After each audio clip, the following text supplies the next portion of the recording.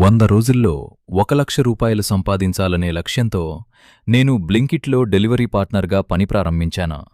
ఇప్పుడు నా మొదటి 10 రోజులు పూర్తయ్యాయి. ఈ 10 రోజుల్లో నాకు సుమారు 5,000 రూపాయలు వచ్చాయి.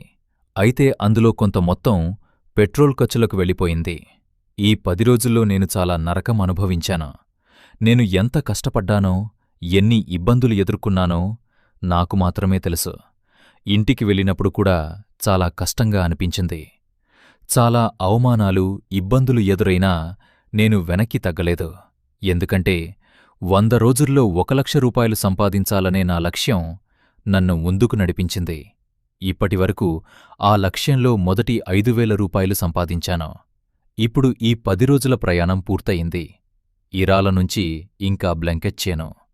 రేపునుంచి ఏం చేస్తానో నాకు కూడా తెలీదు.